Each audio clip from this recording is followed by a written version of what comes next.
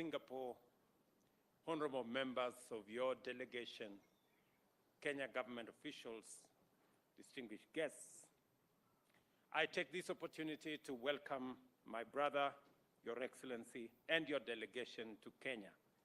On behalf of the government and people of Kenya, please, by all means, feel at home while you are away from Singapore. Your Excellency, I know that COVID-19 delayed your visit to Kenya as originally scheduled, but I thank you for making this very first visit to Kenya. Kenya is happy and proud to host you, and your presence is a strong gesture of the friendship between our two people and Kenya and Singapore. The Prime Minister and I have had a fruitful engagement during which we discussed how we can work together with Singapore to develop a mutually beneficial strategic partnership in a dynamic and very competitive global marketplace. We have agreed to develop a long-term strategic partnership between our two countries anchored on many sectors of our mutually beneficial relationship. We have discussed the potential of the Nairobi International Financial Center serving sub-Saharan Africa, particularly Eastern and Central Africa region, especially on matters green financing, and Singapore's successful experience and best practices is an asset to us on this particular venture. I have noted also that Enterprise Singapore has already opened offices in Nairobi, and I have committed to Prime Minister that the government of Kenya is going to work with Enterprise Singapore to make sure that they have what it takes to build the necessary networks and partnerships between private sector companies in Kenya, private sector companies in Singapore, and to ensure that we exploit the full potential of trade, business, and investment between our two countries. Digitization of the economy and government services in all sectors is an enabler for our bottom-up economic transformation agenda. We want to run an efficient and paperless economy and society. A collaboration between Kenya and Singapore, who have a history of innovation, is key, hence the inclusion of the ICT sector in our strategic partnership between our two countries. I am happy to inform you that His Excellency Loong and I witnessed the signing of 3 memoranda of understanding on ICT, which will facilitate cooperation on cybersecurity, digitization of government services, ICT capacity building, among the other areas. We also signed another MOU on skills development to facilitate collaboration in human resource capacity building for civil servants and students, particularly in specific areas that need to support a sustainable socio-economic development priorities, especially the ones we have identified in Kenya. As we all understand, the Tibet space is the engine for providing the human capital necessary to assist us in driving our Vision 2030 and our economic development blueprint as a government. We have also agreed that the bilateral investment treaty signed between our two nations on 12th June 2018 be immediately operationalized. We further directed our respective ministers to conclude negotiations on avoidance of double taxation within the shortest time possible. And we believe this will spark and grow trade and investment opportunities between Kenya and Singapore. We have also agreed to actively explore methods of acquiring knowledge and support from Singapore's highly prosperous housing model. Kenyans are currently engaged in the housing debate, with approximately 6.5 million Kenyans lacking affordable and decent housing. Singapore has one of the most successful stories on matters of public housing. The Prime Minister has informed me that 85% of all Singaporeans live in decent, affordable public housing. Their story and journey did not start overnight. It began 60 years ago, around the same time we established our housing policy in Kenya. They took some hard decisions and made some sacrifices where they undertook mandatory savings, and the results are there for everyone to see. We are 60 years late in taking this bold step. As a result, our country is infamous for having some of the largest informal settlements that number in excess of 1,140 slums. I don't want us to postpone this agenda anymore, and thus I am asking Kenyans to make the choice by saving into the housing fund so that 60 years from now, we can also have a similar success story to tell. We have invited Singaporeans' private sector to consider investment opportunities in our transport and logistics sectors. We've also explored the potential of Singapore becoming a gateway for Kenya's agricultural products to the Hsien region. The Prime Minister and I share the view that climate change represents the greatest existential threat to the survival of mankind, and collective and cooperative action by all governments is of utmost importance. It is for this reason that I shared the objectives of the forthcoming Africa Climate Summit, which Kenya will host in September this year. The summit will cohere a common African position for COP28, including an articulation of climate finance and climate investment solutions for climate change action. This will propel the continent from a passive victim to an active participant in climate change solutions. Prime Minister Loong has expressed his support for us having concurrent positions on matters climate change because they, as well as us, face the same threat in equal measure. On this urgent issue of climate change, our ministers have signed an MOU on carbon credit collaboration, which provides a framework for the trading of carbon credits between our two countries in line with the stipulation of the Paris Agreement. The agreement also provides for the exchange of information, knowledge, best practices, and capacity building on carbon credits, plus collaboration on projects which will reduce greenhouse gas emissions.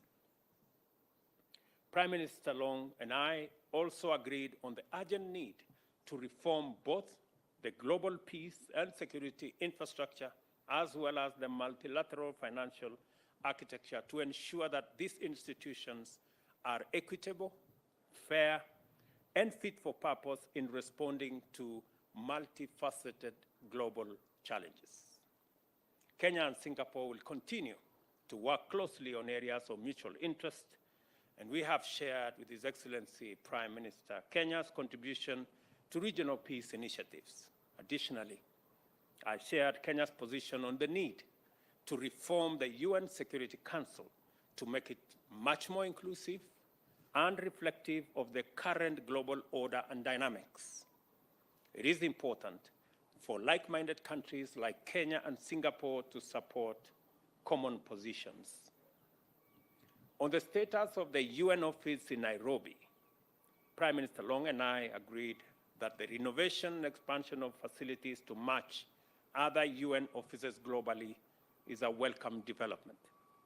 The upgraded facility will accommodate at least 9,000 conference delegates at any meeting, and Singapore will work with us, especially in the upcoming UN Assembly, where discussions on these facilities' improvement will be held at the UN in New York. In conclusion, Prime Minister Loong and I committed to having an annual high-level meeting consultation on our collaboration in financial services and ICT sectors. The financial sectors will focus on climate financing, while ICT will center on digitization of the economy, including raising the capacity of micro, small, and medium enterprises to make them much more efficient and incorporate them into the formal economy. These core areas form the basis of our strategic partnership for the benefit of the people of Singapore and the people of Kenya. Your Excellency, once again, on behalf of the people of Kenya, I am truly grateful that you found time to visit us, and I have responded to your request that early next year, by God's grace, I will make a visit to Singapore. Thank you very much and welcome.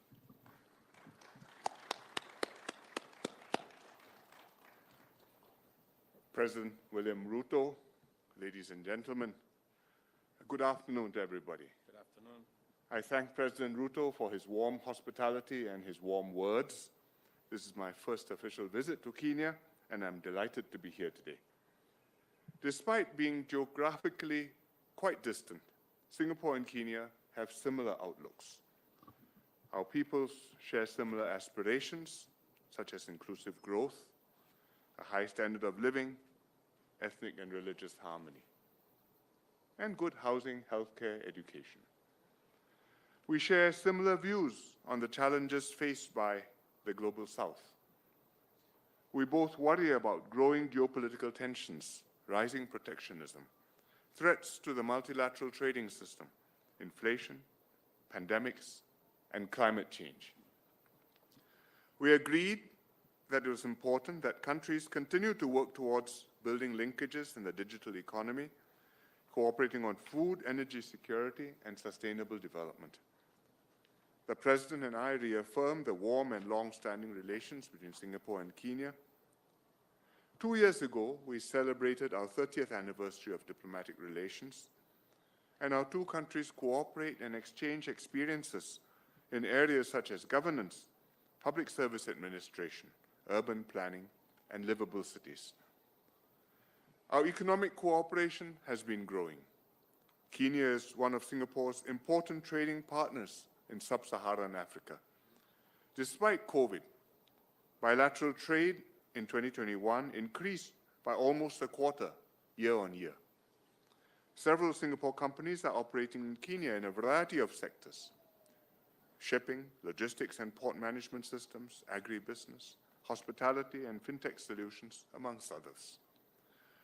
A delegation of Singapore companies is in Nairobi. They came with me to pursue opportunities for investments and partnerships with Kenyan companies. Our two countries also collaborate well in multilateral fora. President Ruto and I reaffirmed our shared commitment to multilateralism and a rules-based global order. Singapore and Kenya agreed to continue our cooperation at the UN and other multilateral co-organizations, and to cooperate on UN reform to enhance its effectiveness. We discussed new areas of cooperation, first on information and communication technologies. We just signed an MOU in this area, which will allow both sides to exchange best practices and knowledge in ICT and promote talent development and innovations. The MOU will also facilitate and strengthen strategic cooperation in cybersecurity. Secondly, on climate change, we signed an MOU in carbon credits collaboration under Article 6 of the Paris Agreement, and this will encourage, develop, and facilitate collaborative carbon credit projects of mutual interest. International collaboration, such as this agreement between Singapore and Kenya, is critical to promoting global climate action to achieve the goals of the Paris Agreement. Third, on human capital development. Both our countries placed heavy emphasis on nurturing talent. The MOU on skills development will encourage closer technical cooperation between both countries in areas such as leadership and governance, education, and digitalization. And this will take place through knowledge exchange, capacity building courses, and other cooperation. There is great potential to expand our bilateral cooperation. Kenya's strategic location serves as a gateway for Singapore companies into East Africa. Likewise, Singapore can serve as a gateway for Kenyan companies into Southeast Asia. I welcome the ratification of the Bilateral Investment Treaty and the President's commitment to settle the avoidance of the double taxation agreement between our two countries as soon as possible. These moves send a strong positive signal to businesses and provide clarity and assurance on the cross-border transactions and investment.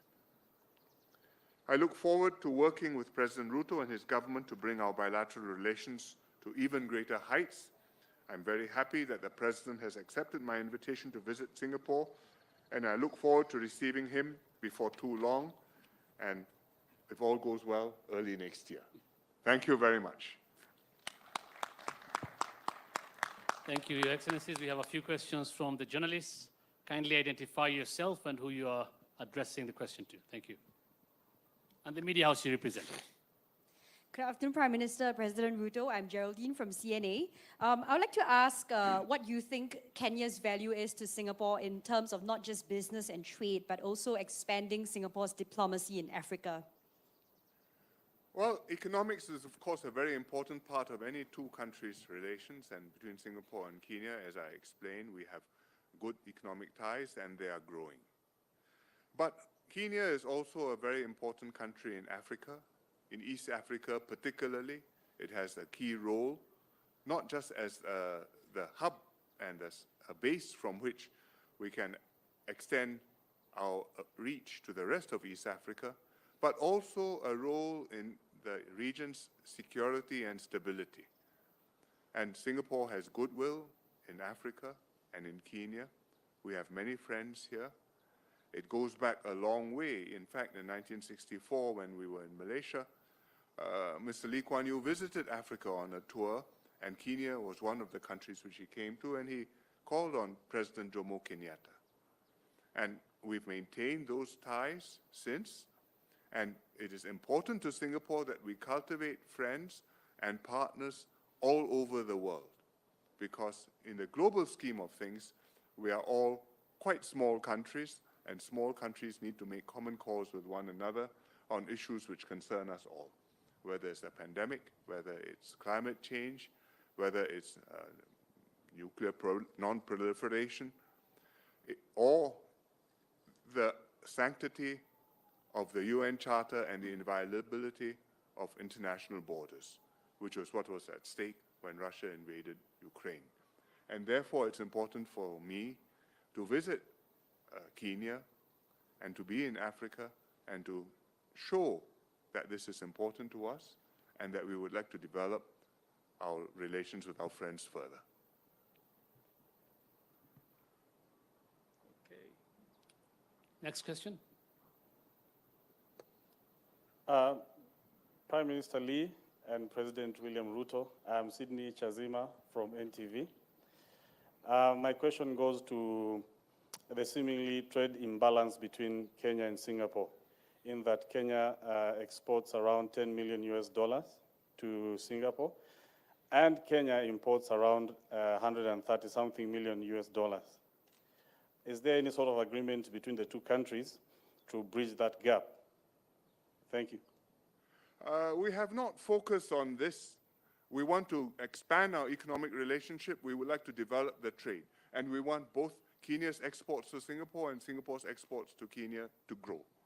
I think whether it's $10 million or $190 million is both still relatively small and very small compared to what it could be and what we should make them. And I think our focus should be to grow the trade and to do it in a way which Kenyan companies can benefit and Kenyan consumers can benefit. And likewise in Singapore, Singapore companies see new business opportunities and Singapore consumers see new sources of fruit, vegetables, tourism, flowers, so many things which Kenya provides. I agree with Prime Minister Lee. Part of the agreements that we have signed today, whether it's the bilateral investment treaty and what we are working on the avoidance of double taxation, are part of the instruments that we will leverage on to encourage the private sector investment and trade between our two countries, so that what Prime Minister Lee rightfully describes as very low trade volumes, we can be able to scale our trade, scale our investment, and begin the journey to leverage the imbalance between our trade. And secondly, it is a clear signal to us in Kenya that we need to do more about our exports. As we are all aware, our exports as a percentage of GDP came down from 28% to 10%. It is the reason why we are expanding our county industrial and aggregation centers. It is the reason why we will have new 5 export promotion zones in the Republic of Kenya, because exports as a percentage of GDP is even reflected in the trade between us and Singapore. There is scale, there is scope for us to export more, not just into Singapore, but to the rest of the world. But value addition and agro-processing will play a big part of our ability to be able to export. And that is why the bottom-up economic transformation agenda is focused on ensuring that we build the necessary capacity for us to do value addition and for us to engage in agro-processing, so that our flowers, our coffee, our tea, our avocados can find their way into Singapore. And I want to thank Prime Minister Lee for agreeing that Singapore can be the gateway into the Southeast Asia and the whole of that region. So we are building the necessary blocks on our side, and we are building the necessary ecosystem together with Singapore to facilitate increase in trade. Good afternoon, Prime Minister Lee and President Ruto. This is Keyang from Lianhe Zaobao, Singapore. I have a question on the new areas of collaboration between the two countries, and in particular on climate action. With an MOU inked earlier on carbon credit. Would you like to comment how will the two countries actually move forward and on issues that face the mankind, both on bilateral and multilateral forums, and what is your vision of what can be achieved by the two countries? Thank you. The MOU expresses our intention to collaborate and for Singapore to take advantage of carbon credits which Kenya will be able to provide. Carbon credits which are compliant with Article 6 of the Paris Agreement, and which therefore can be used to fulfill our nationally determined contributions, NDCs. In other words, what we have committed to reduce our carbon footprint, some part of that we can fulfill through compliant carbon credits, and Kenya is producing such carbon credits. We need such carbon credits, and therefore we would like to work together on that. And the MOU expresses our intention to conclude an agreement to work together on that. Climate change is a very serious problem for the whole world. In Singapore, we see warmer weather. You may think it's just a blip, but actually it's a long-term trend, and it's going to accentuate. In Africa, in Kenya, we also see extremes of weather, extremes of drought and of floods. And it's existential because human beings, cattle, wildlife, all are threatened when the climate gets extreme. And therefore, countries have to work together in order to reduce global emissions of carbon in order to reduce global warming and slow down the process of change, of climate change, so that countries and mankind have got time to adapt. And we want to work closely with Kenya and many other countries in order to do that. I think precisely what Prime Minister Lee has said, that if there is one phenomena that is urgent and that poses an existential threat to humanity, it is climate change. And the MOU we have signed today speaks to some of the solutions that will inform our action towards solving global warming and every country meeting their nationally determined contributions. We are changing the conversation from one of finger pointing and blame game, and we are moving it away from who caused what. We are having a conversation about climate financing, about climate investment. How do we work together to ensure that we support Singapore to meet their nationally determined contribution, but in the process, they too help Kenya to manage the extreme situations that come with climate change in our region. So the carbon trading market is an answer to climate financing and climate investment. And that is the new paradigm, and that is the new space that Singapore and Kenya are leading. Just for the record, 25% of all carbon trading going on in Africa today happens in Kenya. So we are already a leader in the space of carbon trading. And the partnership that we're going to build with Singapore is not only going to speak to scaling up our carbon trading, because I already announced that our next biggest export from Kenya will be carbon credits. We are concluding the legislation around that particular aspect in the next month or so. I will be speaking to members of parliament to explain to them the opportunity that exists for our country in the space of carbon trading, so that we can work with countries like Singapore and others in the space of carbon credit and carbon trading. So that's the new language for the future, especially in the context of climate change. President William Ruto and Prime Minister Lee, my name is Chemutai Goin from Citizen TV, and my question goes to Prime Minister Lee. Kenya and Singapore were almost at par many years ago. 60 years later, while strides have been made in Kenya in dealing with the issues of ignorance, health, but there's still work to be done. What was the magic bullet that Singapore instituted to make the strides it has made and lessons that Kenya can pick? Thank you. I don't think there is a magic bullet.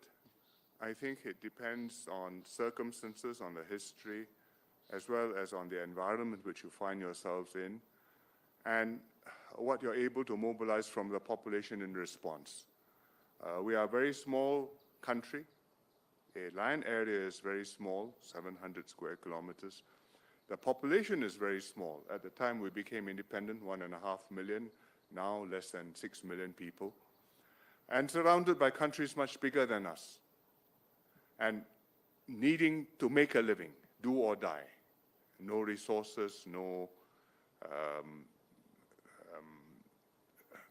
natural endowments, no inherited wealth. And that generation of people decided that they would make a go of it, and we, their children and grandchildren, are the beneficiaries who have tried to continue to make a success of it. And fortunately for us, our forefathers' efforts worked, and our economy took off. and Singapore has been able to earn a living for itself.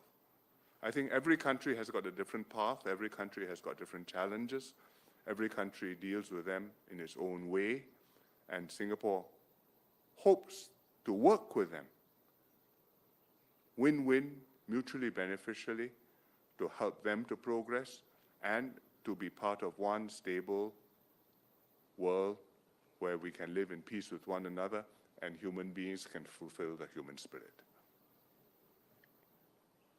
I think Prime Minister Lee is being modest. I think they made many correct decisions, which as Kenyans we can benefit from learning. And they are less endowed than us. They have less much of a country than we do. They have a smaller market than we do. So we have most things better than them. But they are better than us because they made the right decisions. I think my invitation and your response, Prime Minister, coming to Kenya, just by coming alone is a testimony for us to read how a country so small, how a country with no endowments, how a country with no natural resources, how a country that was not rich at all and had no inheritance made a success of itself by making the right decisions. If there is one lesson we will learn from you as Kenyans, is to make the right decisions, however difficult they may be, because we can see in Singapore what right decisions can make of a country. Thank you. Thank you very much. The Excellencies now proceed for a luncheon. Thank you very much.